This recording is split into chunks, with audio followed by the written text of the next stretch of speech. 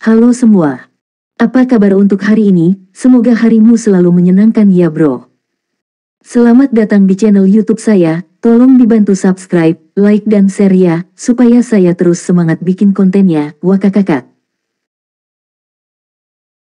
Solen 4 chapter 849. Bab 849 isi ujian kelulusan. Tantangan terbesar yang Anda hadapi selama terobosan sebenarnya adalah bentrokan antara dua garis keturunan Anda. Seperti yang mungkin Anda sadari, setiap kali Anda menerobos, kedua garis keturunan ini semakin menyatu. Oleh karena itu, melatih kemampuan ini seperti mendorong perpaduan dua garis keturunan. Dengan kontrol yang lebih besar, secara alami Anda akan dapat menggunakannya dalam terobosan Anda di masa depan, kata Nana. Lan Xuanyu mengangguk dan bertanya, jadi, haruskah saya lebih fokus pada aspek ini di masa depan? Nana berkata, ya, namun fokus seperti ini tidak bisa dicapai dalam semalam. Baru saja, Anda menerobos dan meningkatkan kendali Anda atas setiap elemen. Beralih dari cincin jiwa 10.000 tahun ke cincin jiwa 100.000 tahun adalah lompatan kualitatif mutlak, dan lompatan seperti itu memerlukan adaptasi. Anda perlu mengetahui sejauh mana Anda dapat mengontrol setiap elemen. Ketika Anda terbiasa dengan setiap elemen, kendali Anda secara keseluruhan secara alami akan diperkuat, dan kendali atas kemampuan baru Anda juga akan ditingkatkan. Demikian pula, keterampilan Anda yang termasuk dalam keturunan naga emas juga perlu dibiasakan dan diperkuat. Setiap peningkatan individu akan menjadi bagian dari peningkatan akhir secara keseluruhan. Ini harus menjadi arah kultivasi Anda di bulan-bulan sebelum ujian kelulusan Anda. Saya mengerti. Lan Xuanyu dengan tulus berkata, senang sekali mendapat bimbingan Anda. Saya bisa menghindari begitu banyak jalan memutar. Selanjutnya, saya akan memandu Anda tentang karakteristik elemen cahaya. Ini adalah elemen baru bagi Anda dan membutuhkan pemahaman baru. Entah itu elemen terang atau elemen gelap, keduanya merupakan elemen yang sangat komprehensif, melampaui 4 elemen dasar dalam hal serangan, pertahanan, dan atribut lainnya, jelas Nana kepada Lan Xuanyu sambil mendengarkan dengan penuh perhatian dan mempelajari tentang elemen cahaya. Sementara Lan Xuanyu dan teman-temannya bekerja keras untuk meningkatkan diri. Di kantor Dekan Pengadilan Luar Akademi Shrek, Ying Luhong dan beberapa guru berada dalam dilema. Bagaimana ujian kelulusan kelas eksperimen Star Wars harus diputuskan dengan cepat. Setelah menetapkan persyaratan ujian, diperlukan penyesuaian dan persiapan lebih lanjut. Kalau tidak, waktunya tidak akan cukup, kata Ying Luhong dengan suara rendah. Mari kita semua berbagi pendapat. Kami sudah membahasnya beberapa kali sebelumnya. Saat ini, telah diputuskan bahwa dibandingkan dengan kelas kelulusan biasa, ujian kelas eksperimen Star Wars akan terdiri dari 3 bagian. Bagi lulusan Pengadilan Luar Akademi Shrek, ujian kelas reguler pada dasarnya terdiri dari 2 aspek, satu adalah tes karakter, yang juga dilakukan dalam pertarungan sebenarnya, dan yang lainnya adalah tes kemampuan. Keduanya saling melengkapi, dikombinasikan dengan ambang batas memiliki armor pertempuran 2 kata. Skor akhir ditentukan oleh kombinasi ketiganya. Hanya mereka yang lulus yang dapat dianggap sebagai lulusan pengadilan luar. Nilai yang paling menonjol dapat dipertimbangkan untuk masuk ke pengadilan negeri. Setiap tahun soal ujiannya berbeda-beda, tetapi nilai kelulusannya sudah ditentukan. Setelah skornya melampaui skor kelulusan pengadilan negeri, seseorang bisa menjadi murid pengadilan negeri. Tentu saja skor kelulusan ini sangat menakutkan dan sangat sulit untuk dicapai. Untuk kelas eksperimen Star Wars yang akan lulus tahun ini merupakan tantangan bagi seluruh akademi. Tidak ada keraguan bahwa mereka luar biasa hebatnya. Lebih dari 10 orang di kelas tersebut memenuhi standar untuk memasuki pengadilan negeri. Namun, 10 orang terlalu banyak, sehingga agak tidak adil untuk kelas kelulusan lainnya. Selain itu, jumlah orang yang dapat ditampung oleh pengadilan negeri juga terbatas. Oleh karena itu, kesulitan ujiannya pasti akan meningkat, terutama untuk kelas eksperimen Star Wars. Namun sulit untuk meningkatkan kesulitan dan menetapkan skor kelulusan. Jika terlalu rendah, bagaimana jika terlalu banyak orang yang lewat? Tetapi jika itu terlalu tinggi, dan mereka akhirnya menahan beberapa orang seperti Lan Xuanyu, itu akan merepotkan juga. 7 di antaranya sudah menjadi calon tim Shrek 7 Monsters. Sangat jarang pengadilan luar memiliki tim kandidat untuk 7 monster Shrek. Ying Luhong telah mempelajari hal ini sejak lama dan telah berkonsultasi dengan pengadilan negeri berkali-kali, namun masih belum ada kesimpulan. Semua guru terdiam, termasuk Xiaoqi, guru kelas. Baginya, tentu saja, Semakin banyak orang yang masuk ke pengadilan negeri, semakin baik, karena itu adalah kehormatannya. Tang Zhenhua, yang juga guru kelas, merasakan hal yang sama. Dia tahu betapa luar biasa murid-muridnya, jadi dia tidak akan menggali lubang untuk mereka. Tapi karena mereka tidak angkat bicara, Ying Lohong harus memanggil mereka. Guru Tang, bagaimana menurutmu? Andalah yang memandu pelatihan Star Wars mereka. Ying Lohong memandang Tang Zhenhua. Mulut Tang Zhenhua bergerak-gerak dan dia berkata, dibandingkan dengan lulusan sebelumnya, kami telah menambahkan penilaian Star Wars tambahan untuk mereka tahun ini. Dan tingkat kesulitan yang kita sepakati sebelumnya sudah cukup tinggi. Meski dilakukan di pot simulasi, saya merasa persyaratannya terlalu menuntut. Apakah kita perlu meningkatkan tingkat kesulitan dua penilaian lainnya? Jika tidak ada satupun yang lulus, kelas eksperimen kita akan menjadi lelucon. Guru wali kelas 5 mencibir dan berkata, ayolah, Guru Tang, jangan terlalu rendah hati. Kami semua tahu situasi di kelas Anda. Meski pihak sekolah tidak sengaja mempublikasikannya, mereka memecahkan rekor di planet Shenluo dan masing-masing bahkan mendapat tulang jiwa. Dan kita juga bisa melihat bias sekolah terhadap mereka dalam hal sumber daya. Jika itu hanya kesulitan biasa, bagaimana bisa menunjukkan keunggulannya? Ying Lohong memandangnya dan berkata, jadi, apa pendapatmu? Wali kelas 5 mengatakan, saya pikir karakter masih menjadi aspek yang paling penting. Bagaimanapun, kelas eksperimen Star Wars telah menerima begitu banyak investasi dari sekolah, dan dengan pelatihan tahap selanjutnya di pengadilan dalam, mereka pasti akan menjadi ahli kuat yang luar biasa di masa depan. Oleh karena itu, karakter mereka sangatlah penting. Saya pikir itu ide yang bagus untuk membiarkan mereka merasakan Seven Sins Abyss. Ayolah, Guru Cheng, itu konyol. Xiaoqi memiliki temperamen yang baik, tetapi dia tidak tahan lagi setelah mendengar ini. Wajah Tang Zhenhua menjadi semakin muram, apakah kamu ingin menghancurkan anak-anak ini? Begitulah penilaian karakter lulusan pengadilan negeri. Dan ini tidak untuk semua orang. Jangan khawatir, teman-teman. Wali kelas 5 Cheng Tianluo berkata sambil tersenyum, saya tidak mengatakan seluruh kelas. Saya sedang berbicara tentang 7 pemimpin kecil di antara mereka. Ini hanya masalah waktu bagi mereka. Tinggal 2 tahun lagi dari pemilihan 7 monster, dan mereka harus melalui 7 orang suci jurang. Dengan mengalaminya sekarang, mereka tidak perlu mengalaminya lagi di masa depan. Semakin tua usia mereka, semakin banyak gangguan yang mereka alami, dan memasuki Seven Sins Abyss mungkin tidak semudah sekarang. Bagi mereka, waktunya saat ini adalah waktu yang tepat. Siswa lain dapat menjalani penilaian karakter secara normal. Setelah mendengar ini, ekspresi Tang Zhenhua dan Xiaoqi sedikit membaik, tetapi mereka masih menunjukkan kekhawatiran. Ying Lohong sedikit mengernyit dan berkata, saya akan membicarakan hal ini dengan pengadilan negeri sebelum mengambil keputusan. Penilaian di Seven Sins Abyss membawa risiko besar. Pada titik ini, sedikit ketakutan muncul di matanya. Di antara orang-orang yang hadir, hanya dia yang pernah mengalami penilaian di Seven Sins Abyss. Kalau tidak, dia tidak akan diangkat menjadi dekan sekolah luar. Tiba-tiba, hati Tang Zhenhua bergetar, dan dia memandang Ying Lohong dengan ekspresi berpikir. Ying Lohong bertanya, apakah ada guru lain yang punya saran bagus? Huang Liying, guru kelas 4, berkata, saya punya saran. Biarkan mereka menyelesaikan tugas Skyfighters untuk uji tempur. Tingkatkan tingkat kesulitan ke level 5, baik sebagai misi tim atau misi individu.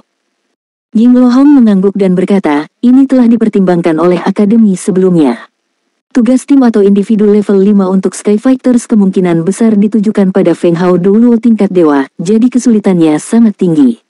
Namun, biasanya ada cara tertentu.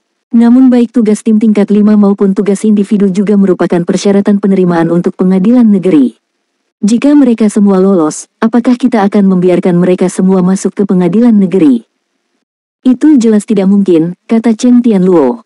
Sumber daya di pengadilan negeri terbatas. Bagaimana bisa puluhan siswa dari satu kelas masuk? Bukankah itu kacau? Kelas eksperimen Star Wars adalah kelas khusus, dan menurut saya hanya bisa digunakan sebagai ujian kelulusan mereka. Sedangkan untuk masuk pengadilan negeri masih tergantung kinerja dalam menyelesaikan tugasnya. Paling banyak hanya ada 7 tempat. Kami bahkan tidak perlu menetapkan skor, biarkan saja 7 besar masuk. Solen 4 Chapter 850. Bab 850, Tang Zhenhua ingin memasuki 7 jurang suci. Xiaoqi berkata dengan suara yang dalam, Guru Cheng, bukankah ini tidak adil? Semua orang tahu kalau kelas kita punya tim calon Shrek Seven Monsters, tapi bukan berarti siswa lain tidak berprestasi. Apakah Anda mengatakan bahwa hanya karena beberapa siswa lebih berprestasi, mereka harus didiskualifikasi dari pengadilan negeri? 7 tempat terlalu sedikit. 7 tempat terlalu sedikit. Guru Xiao, jangan terlalu serakah. Berapa banyak siswa dari angkatan kelulusan sebelumnya yang dapat masuk ke pengadilan negeri? 2-3 adalah normal, dan 4-5 sudah di atas rata-rata. Kelasmu punya 7 tempat, bukankah itu banyak? Tang Zhenhua berkata dengan arogan, apa yang istimewa dari kelas kita? Bahkan jika seluruh kelas ikut serta, saya tetap berpikir itu akan adil. Tidak percaya padaku? Mari kita mengadakan kompetisi kelas. Seluruh kelas-kelas 5 Anda melawan 10 siswa kami. Jika Anda menang, kami tidak akan mengambil tempat apapun, tetapi jika Anda kalah, berikan kami semua tempat Anda untuk tahun depan. Cheng Tianluo ragu-ragu. Bisakah dia menyetujui hal ini? Dia hanya memiliki 21 siswa tersisa di kelasnya setelah misi Sky Fighters. Terlebih lagi, sebagai seorang guru, dia tahu betul betapa kuatnya kelas eksperimen Star Wars. Ying Luhong menyela, baiklah, jangan adu mekanik. Saya akan menyarankan hal ini ke akademi, tapi pada akhirnya terserah pada pengadilan negeri yang memutuskan. Tang Zhenhua mengerutkan alisnya dan berkata, Dekan, Guru Xiao baru saja benar. Kita harus bersikap adil terhadap setiap anak dan setidaknya memberi mereka kesempatan. Kita tidak bisa membiarkan beberapa anak tidak memiliki kesempatan hanya karena sumber daya akademi. Selain itu, Seven Saint Abyss memang terlalu berlebihan. Tempat itu. Ying Luhong sedikit mengangguk, mari kita tetap berpegang pada rencana keseluruhan untuk saat ini. Ujian kelas eksperimen Star Wars akan berjalan sesuai rencana semula, dengan 7 orang Lan Xuanyu menjalani penilaian terpisah dengan 2 opsi. Apakah penilaian karakter mereka akan memungkinkan mereka memasuki Seven Saint Abyss akan bergantung pada persetujuan pengadilan negeri. Untuk penilaian praktik, tugas pejuang langit level 5 akan disarankan, dan garis skor akhir juga akan ditentukan oleh pengadilan dalam. Saya akan mengusulkan untuk memastikan bahwa setidaknya semua anak memiliki kesempatan dan harapan. Itu dia. Ying Luhong membuat keputusan akhir dan menyelesaikan diskusi hari ini. Pertemuan berakhir, dan semua orang pergi. Hanya Tang Zhenhua yang bertahan hingga akhir. Kenapa kamu belum pergi? Ying Luhong meliriknya dan berkata, saya akan mencoba yang terbaik untuk membujuk pengadilan negeri agar tidak menaikkan tingkat kesulitan terlalu banyak. Tang Zhenhua menggelengkan kepalanya dan berkata, saya tahu. Anda bias terhadap kelas eksperimen, jadi saya tidak mengkhawatirkan hal itu. Tiba-tiba aku memikirkan sesuatu dan ingin meminta pendapatmu. Apa itu? Ying Luhong bertanya dengan bingung. Saya berencana mendaftar ke akademi untuk memasuki Seven Saint Abyss untuk penilaian. Nilailah saya, kata Tang Zhenhua. Apa? Mata Ying Luhong langsung melebar. Tahukah kamu apa itu Seven Saint Abyss? Tang Zhenhua menatapnya dengan tajam dan berkata, saya hanya tahu bahwa Anda tidak akan memberi saya kesempatan lagi karena Anda tidak percaya lagi kepada saya. Saya tahu apa itu Seven Saint Abyss. Jika saya bisa lulus penilaian, dan Anda diizinkan untuk menyaksikan keseluruhan prosesnya, apakah Anda bersedia memberi saya kesempatan lagi? Ying Luhong menatapnya dengan bingung, dia tidak menyangka Tang Zhenhua akan mengatakan hal seperti itu saat ini, apa yang kamu lakukan? Saatnya anak-anak mengikuti ujian kelulusannya. Tahukah Anda pentingnya kelas eksperimen Star Wars? Apa yang sedang kamu lakukan sekarang? Tang Zhenhua dengan keras kepala berkata, ini tidak bertentangan dengan ujian kelulusan anak-anak. Aku hanya tahu jika masalah ini tidak terselesaikan dan aku tidak bisa memenangkan kembali hatimu, aku tidak akan sanggup menanggungnya lagi. Tahukah kamu betapa tidak nyamannya rasanya saat aku terbangun di tengah malam dan merasa hampa di sekitarku? Saya sudah lama tidak meninggalkan akademi. Guru-guru lain sedang berlibur dan bisa pergi keluar bersama keluarga dan orang-orang terkasihnya, tetapi saya tidak punya apa-apa. Aku hanya memilikimu, tapi karena kesalahanku, kamu tidak lagi berada di sisiku. Aku benar-benar tidak tahan lagi. Pada titik ini, dia berhenti sejenak dan berkata dengan serius, Luhong, jika kamu tidak bersedia memberiku kesempatan ini, maka aku akan menyerah. Saya akan mengundurkan diri dari akademi. Saya tahu saya terlibat dalam terlalu banyak rahasia. Saya akan mengajukan permohonan buah keberangkatan jiwa, melepaskan ingatan saya sebelumnya, dan memulai kembali sebagai orang biasa. Ying Lohong gemetar dan menatapnya dengan keterkejutan di matanya, sementara Tang Zhenhua, pada saat ini, menjadi sangat tenang, hanya menatapnya dengan mata yang tajam. Anda. Tang Zhenhua memandangnya dan berkata dengan lembut, sebenarnya, saya juga sudah lama ragu dan mempertimbangkannya.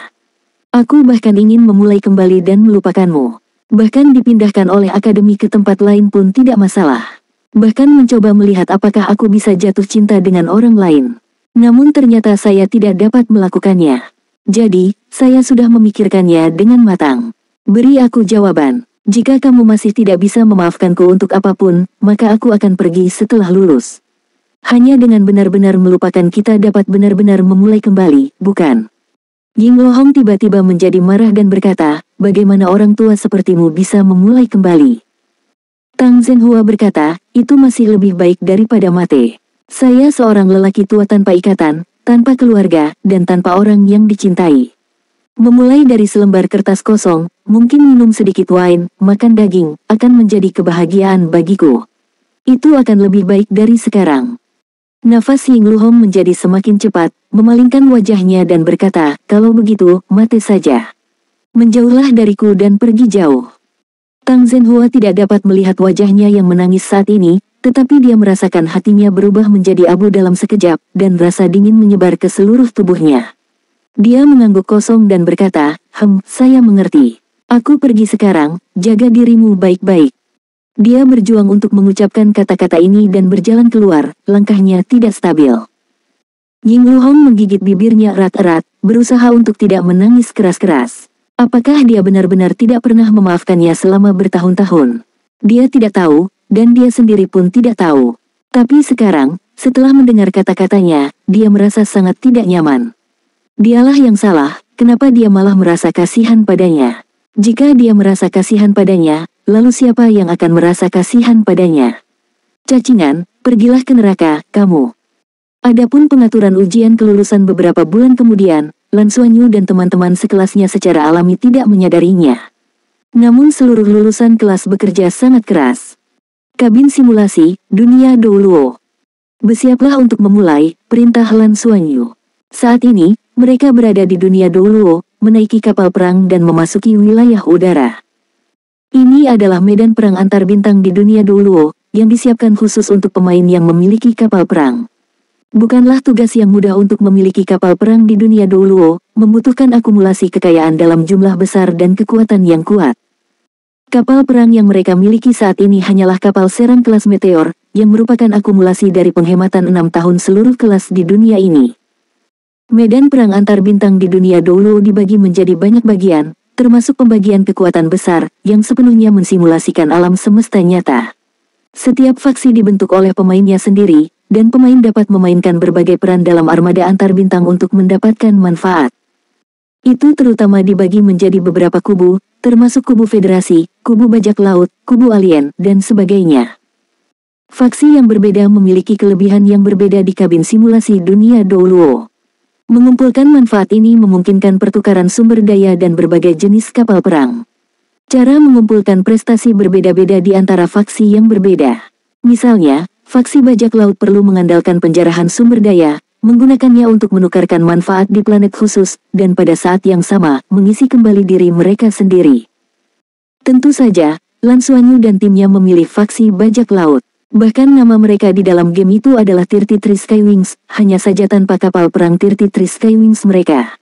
Namun, Misha sayap langit dari Sekte Tang dirancang khusus untuk digunakan di dunia Douluo. Alasan melakukannya adalah untuk memungkinkan mereka berlatih berbagai kombinasi di dunia Douluo. Soul Land 4 Chapter 851 Bab 851, Bidang Bintang Kekacauan. Pertempuran luar angkasa adalah yang paling berbahaya. Mereka dapat menghadapi tembakan artileri yang mengerikan dan bahaya mendadak yang muncul di alam semesta kapan saja. Oleh karena itu, mereka harus sangat berhati-hati saat melakukan tugas nyata. Namun, mereka juga perlu mengalami bahaya nyata untuk memperbaiki diri. Oleh karena itu, dunia Douluo selalu menjadi tempat pelatihan bagi siswa yang mempelajari perang luar angkasa di Federasi. Di sini, mereka dapat mengalami apa yang tidak berani mereka alami dengan mudah dalam pertarungan sesungguhnya. Pada saat itu, Kapal perang serbu kelas Meteor yang ditumpangi Lan Xuanyu dan teman-teman sekelasnya adalah kapal bajak laut yang telah mereka tukarkan dengan kelebihan mereka dan telah mengalami beberapa modifikasi khusus. Meskipun tidak bisa dibandingkan dengan kekuatan kapal perang 33 sayap langit dan tidak memiliki rudal antimateri, kapal itu masih cukup bagus di antara kapal perang setingkat ini. Di dunia Douluo, terdapat skala pertempuran yang berbeda-beda antara berbagai kekuatan. Ada pertempuran skala besar yang mirip dengan perang internasional dalam arti sebenarnya, tetapi sebagian besar merupakan tugas kecil dan perselisihan sehari-hari. Ada juga area tertentu, seperti area yang akan dimasuki oleh kelompok bajak laut 33 langit, yang disebut Chaos Starfield, dunia pertarungan yang kacau balau. Saat masuk ke sini, kekuatan adalah satu-satunya hal yang penting, tidak ada teman, yang ada hanyalah lawan. Kapal perang dari berbagai kekuatan akan muncul di daerah ini, tetapi armada terorganisir jarang muncul. Jika ada armada yang terorganisir, pasti akan diserang oleh semua kekuatan di Chaos Starfield. Pada saat yang sama, situasi di Chaos Starfield sangatlah istimewa, ada banyak sekali sabuk asteroid di sini, dan kapal perang besar hampir tidak dapat digunakan. Sebagian besar kapal di sini adalah kapal perang berukuran sedang dan kecil. Dan keuntungan terbesar dari Chaos Starfield adalah banyak meteorit di area ini mengandung deposit logam langka, dan beberapa logam langka khusus yang hanya ada di Chaos Starfield juga dapat ditemukan. Oleh karena itu, jika seseorang dapat bertahan hidup dan memperoleh sumber daya di sini, ia juga dapat menjadi kaya dalam semalam. Tapi premisnya adalah seseorang harus memiliki kekuatan yang cukup. Ini adalah hukum rimba, tempat di mana yang lemah menjadi mangsa yang kuat. Bagi Lan Xuanyu dan teman-teman sekelasnya, area yang berbahaya, jika ada di alam semesta, Akademi tidak akan pernah mengizinkan mereka pergi ke sana. Namun di dunia Douluo, itu adalah tempat latihan terbaik mereka. Setiap minggu, seluruh kelas harus bertindak bersama dan terlibat dalam pertempuran luar angkasa di dunia Douluo. Ini terjadi setiap minggu dan memakan waktu sekitar 1 hari penuh. Ini juga merupakan pelatihan terpenting mereka. Setiap pertempuran luar angkasa menghadapi berbagai perubahan, dan pelatihan semacam itu sangat praktis. Duduk di posisi kendali utama, Lan Xuanyu mengenakan helm kendali utama dan menutup matanya, merasakan aliran informasi dari radar. Dia juga mendengarkan laporan rekan satu timnya kapan saja. 10 menit dari Chaos Starfield, hitung mundur dimulai, suara Ding Zuohan terdengar. Ketika Lan Xuanyu hadir, dia bertanggung jawab atas radar kendali utama, dan ketika dia tidak ada di sana, dia adalah kaptennya. Periksa perlengkapan senjata, periksa situasi energi dan pendorong utama, Lan Xuanyu memberi perintah. Peralatan senjata itu normal. Cadangan energinya 96%. Pendorong utama semuanya normal. Setelah menerima tanggapan dari rekan satu timnya, Lan Xuanyu segera memerintahkan, bersiaplah untuk bertempur. Benar sekali, memasuki Chaos Starfield, tidak ada kemungkinan lain selain bertarung. Kapal perang apapun yang muncul di depan mereka adalah musuh. Dan menghancurkan kapal perang musuh akan memberi mereka sejumlah prestasi dan sumber daya dari reruntuhannya. Bahkan menangkap tahanan tidak ada artinya di sini karena tidak ada cara untuk membawa pergi kapal perang yang ditangkap. Yang ada hanyalah pertempuran dan kehancuran. Persiapan selesai. Serangkaian tanggapan terdengar. Masuk ke mode sembunyi-sembunyi, teriak Lan Xuanyu tegas. Kapal perang itu dengan cepat memasuki mode siluman, dengan cahaya redup dan bayangan berkedip, dan bagian dalam kapal perang memasuki keadaan sunyi. Di depan, sabuk asteroid besar muncul dalam pandangan mereka. Asteroid-asteroid ini melayang tanpa tujuan di luar angkasa, ada yang sebesar asteroid dan ada pula yang sekecil kepalan tangan. Sejauh mata memandang. Kadang-kadang, cahaya api dan fluktuasi energi ditransmisikan dari sabuk asteroid. Saat pertama kali tiba di sini, Lan Xuanyu dan timnya mengalami kerugian besar. Saat itu, mereka mengira sudah cukup ahli dalam mengemudikan kapal perang. Namun ketika mereka datang ke sini, mereka menyadari bahwa cara perang bintang sangat beragam. Beberapa kapal perang menyamar sebagai asteroid dan tiba-tiba menyergapnya saat lewat. Ada juga orang-orang yang tidak masuk akal yang langsung menembakkan meriam utama mereka dari jauh, menyebabkan kerusakan tambahan pada mereka. 2 kapal perang yang semula sedang bertempur tiba-tiba memutar menaranya dan menembaki mereka secara bersamaan. Sesuatu yang aneh bisa saja terjadi di sini. Oleh karena itu, kapanpun mereka harus sangat berhati-hati untuk bertahan dari berbagai krisis yang mereka hadapi di sini. Kapal perang tak kasat mata itu tiba di tepi sabuk asteroid, tidak terburu-buru memasuki Chaos Starfield, melainkan perlahan-lahan berlayar di sepanjang lapisan luar sabuk asteroid. Ini adalah hasil dari akumulasi pengalaman. Mereka perlu menemukan titik masuk yang paling cocok sebelum masuk. Ada banyak medan magnet berbeda di dalam sabuk asteroid, dan sulit untuk mempertahankan keadaan tak kasat mata setelah masuk. Bagaimanapun, ini bukanlah dunia nyata. Tujuan terpenting mereka di sini adalah mendapatkan sumber daya. Setidaknya, mereka harus mendapatkan sumber daya yang melebihi kerugiannya sebelum dihancurkan. Persyaratan Tang Zhenhua bagi mereka adalah menjaga diri mereka sendiri sebanyak mungkin sambil mendapatkan sumber daya. Lebih baik mendapatkan sumber daya yang lebih sedikit daripada mudah jatuh. Lagi pula, dalam pertarungan sebenarnya, tidak ada kesempatan untuk hidup kembali.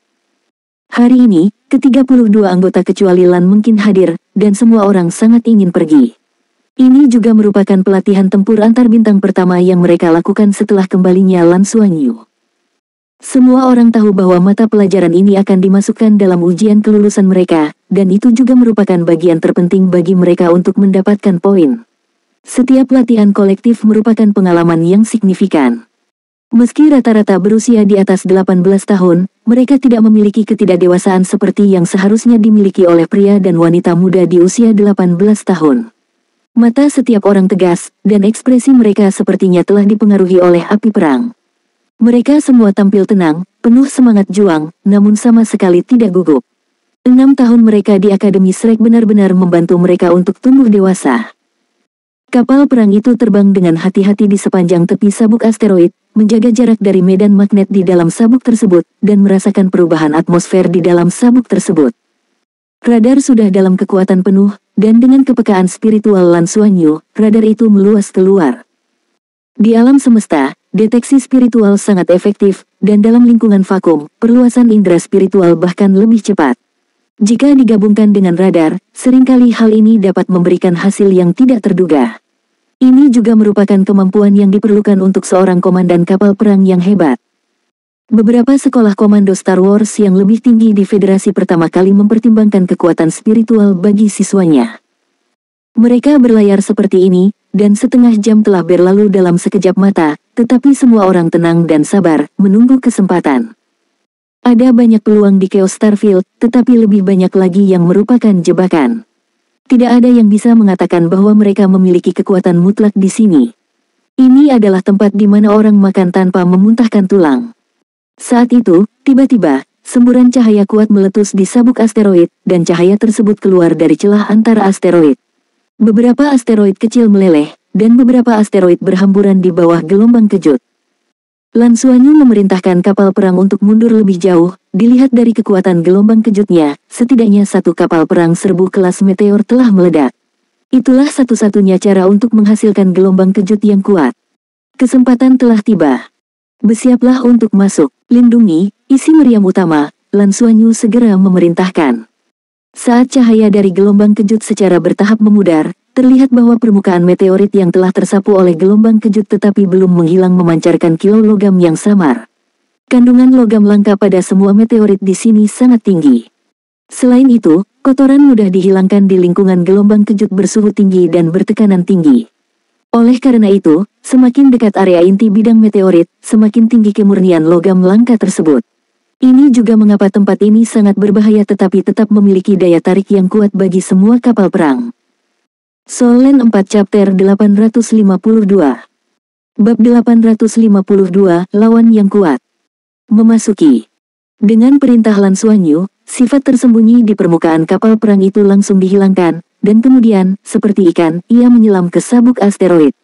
Mereka telah resmi memasuki Chaos Starfield. Saat mereka memasuki sabuk asteroid, kapal perang mulai sedikit bergetar. Hal ini disebabkan oleh gangguan medan magnet luar. Perisai diaktifkan untuk melawan medan magnet. Namun, efektivitas radar akan sangat berkurang di sini. Lan Xuanyu menutup matanya dan hanya mengandalkan penguat spiritual kapal perang untuk merasakan dunia luar. Semua orang telah memasuki kondisi tempur. Segera setelah kapal perang mereka terbang ke dalam, mereka menemukan beberapa puing kapal, yang sepertinya dihasilkan oleh kapal perang yang meledak sebelumnya. Puing-puing itu hanyalah paduan biasa, dan hanya komponen intinya yang bisa berupa logam langka. Detektor logam mulai mencari sumber daya yang tersedia dan mengumpulkannya saat plane ruang angkasa bergerak maju dengan hati-hati. Selama gerak maju mereka yang hati-hati, tiba-tiba, sebuah meteor besar di belakang asteroid besar di depan mereka tampak bersinar terang. Kapal perang 33 Skywings bereaksi sangat cepat. Pendorongnya segera diaktifkan, dan hanya separuh bagian kiri pendorong yang memancarkan cahaya, menyebabkan kapal perang miring. Kemudian, dengan semua pendorong terbuka penuh, kapal perang itu melaju dengan tajam dan meluncur keluar secara diagonal. Sebuah cahaya kuat melintas, dan ketika melewatinya, meteor berukuran kecil dan sedang berubah menjadi abu terbang dan menghilang. Sebuah penyergapan. Seperti yang diharapkan, serangan itu datang pada saat pertama. Saat kapal perang melaju secara diagonal, semua orang sudah mulai sibuk. Berkelahi sudah menjadi kebiasaan yang tertanam di tulang mereka. Satu demi satu, peluru kendali ditembakkan seperti bunga mekar, sementara kapal perang itu sendiri mundur ke belakang. Kapal perang musuh melewatkan tembakan pertamanya dan menghilang di balik meteorit besar tersebut, tidak menunjukkan niat untuk mengejar mereka. Kapal perang yang dapat bertahan di daerah ini semuanya sangat cerdas dan tidak akan pernah dengan mudah memberikan kesempatan kepada lawannya, sehingga menempatkan diri mereka dalam bahaya. Namun yang tidak diperhatikan oleh kapal perang musuh adalah sosok yang gesit di antara peluru kendali. Dia diam-diam terjebak di belakang meteorit, dan warnanya langsung menjadi identik dengan meteorit tersebut. Kapal perang dari 33 Skywings terbang ke atas, dan pada saat yang sama, 8 senjata sekunder di kedua sisi melepaskan tembakan, melancarkan serangan penyelidikan terhadap posisi strategis di kejauhan. Dalam pertempuran luar angkasa, ini adalah semacam pengintaian senjata dan juga unjuk kekuatan militer, memberitahu pihak lain bahwa mereka memiliki energi yang cukup dan tidak mendapatkan ide-ide lucu. Pada saat yang sama, 33 kapal perang sayap langit perlahan mundur, menciptakan jarak antara mereka dan kapal perang yang menyerang mereka sebelumnya. Lawan mereka adalah kapal perang berwarna hitam legam, yang meskipun tidak mampu menyembunyikan dirinya di sini, masih sangat pandai menyembunyikan keberadaannya. Ia juga memiliki sistem pengubah warna yang sederhana namun sangat praktis. Saat mendekati asteroid, tubuhnya akan sedikit berubah warna agar menyatu dengan asteroid. Di sini, efektivitas radar sangat berkurang, dan pengintaian visual masih penting. Kapal perang ini tidak berniat membiarkan 33 sayap langit melarikan diri, dan bergerak dengan gesit di antara asteroid, selalu memanfaatkannya untuk menghalangi pandangan lawan dan tetap tersembunyi. Tidak ada keraguan bahwa itu adalah kapal perang yang sangat berpengalaman. Itu juga merupakan kapal perang kelas meteor, dengan banyak bekas luka di permukaan kapal, dan kekuatan perisainya hanya sekitar setengah dari kondisi optimalnya. Namun ia ibarat hiu di lautan berbintang, memperlihatkan giginya yang tajam dan mencari peluang terbaik. Kapal perang kelas meteor sebelumnya diserang oleh mereka. Ini adalah kapal perang ketujuh yang mereka kalahkan sejak memasuki Chaos Starfield. Komandan mereka punya rencana yang jelas. Dengan sisa energi, mereka memiliki kemungkinan untuk mengalahkan kapal perang lain. Mereka memperoleh logam langka dalam jumlah besar kali ini, dan banyak di antaranya merupakan logam langka tingkat sangat tinggi. Logam langka dengan tingkat seperti itu paling baik digunakan untuk pertukaran sumber daya, daripada langsung digunakan sebagai bahan bakar, yang akan menjadi limbah. Saat ini, mereka berada di pinggiran Chaos Starfield, bersiap untuk kembali. Serangan mendadak sebelumnya telah menjatuhkan lawan lainnya, meningkatkan kepercayaan diri kapal perang tersebut hingga ekstrim. Semua anggota kru juga berada di puncak kondisi uji coba mereka. Kapal perang itu bergerak dengan lincah seperti ikan yang berenang di sabuk asteroid, diam-diam mendekati Lan Xuanyu dan timnya. Ketika mereka melihat cahaya dari tembakan senjata sekunder, wajah banyak anggota kru menunjukkan keganasan dan kegembiraan. Meskipun penggunaan senjata sekunder untuk intimidasi menunjukkan pengintaian daya tembak dan energi yang cukup, hal ini juga berarti bahwa lawan menunjukkan kelemahan. Yang terpenting, melalui cahaya senjata sekunder, mereka dapat dengan mudah menentukan lokasi spesifik lawan. Ditunjuk di Chaos Starfield adalah hal yang sangat tabu. Tidak diragukan lagi, lawannya adalah seorang pemula.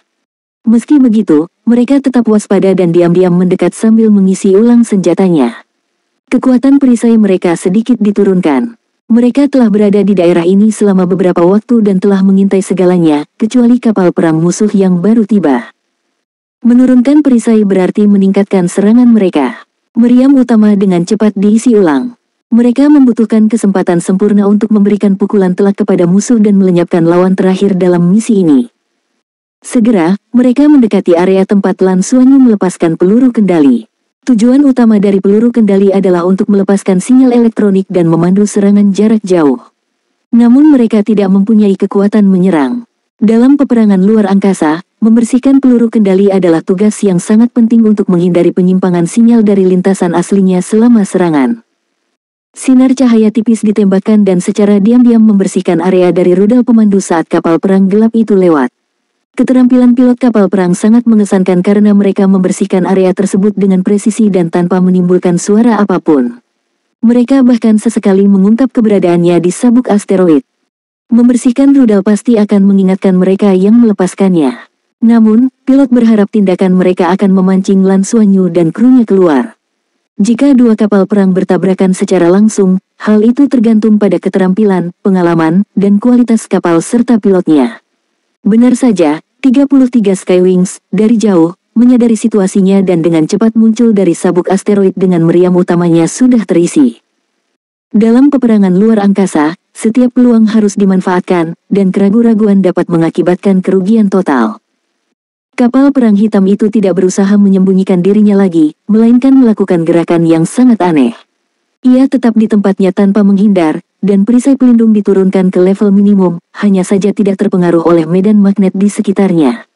Kemudian, di satu sisi kapal perang, sejumlah besar material tiba-tiba terlontar dan dikumpulkan menuju lokasi yang sama di kejauhan. Pemandangannya aneh, seolah-olah banyak pecahan logam telah dikeluarkan dari kapal perang hitam, dan pecahan tersebut berkumpul di kejauhan untuk membentuk bola logam. Pada saat berikutnya, bola logam yang terkondensasi tiba-tiba meledak dengan cahaya merah yang menyilaukan.